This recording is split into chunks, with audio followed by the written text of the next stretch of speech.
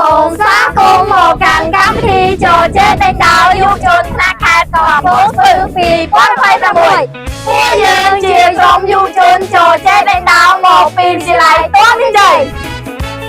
ខ្ញុំបាទឈ្មោះភុនមីធុនានាងខ្ញុំឈ្មោះម៉ៃស៊ីណាតនាងខ្ញុំឈ្មោះសុងឌីណាននាងខ្ញុំឈ្មោះវ៉ាន់ខុននារីនាងខ្ញុំឈ្មោះសានច័ន្ទវិឡាក្នុងការប្រកួតវគ្គទី1ដ៏ជក់ចិត្តនាពេលខាងមុខនេះពួកយើងគឺជាក្រុមស្របដែលគ្រប់គ្រងទៅលើប្រធានបទបញ្ញាសម្បត្តិនិម្មិត AI ពិតជាបានជួយឲ្យការសិក្សាក្នុងសតវត្សទី21កាន់តែប្រសើរឡើងទោះបីជាប្រធានបទបែបណាក៏ដោយ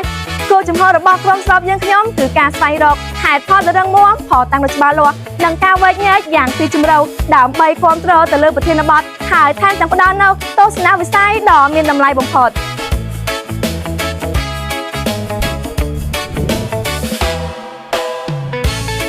យើងបានត្រៀមខ្លួនរួចស្រាប់ទាំងចំណេះដឹងស្មារតីក្រុមនិងចំនួនចិត្តខ្ពស់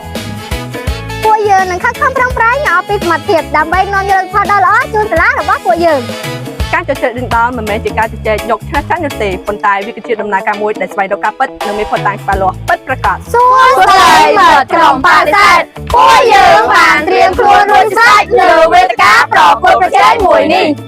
ពួកយើងមកទីនេះដើម្បីរៀនសូត្រពីគ្នានិងប្រកួតប្រជែងដោយភាពស្មោះត្រង់និងមិត្តភាពសូមឲ្យសំណាងល្អទាំងអស់គ្នាណាជួបគ្នាថ្ងៃទី10ខែកក្កដាឆ្នាំ2026កុំភ្លេចជួយគាំទ្រដល់ក្រុមប្រកបយើងផងណាសូមអរគុណ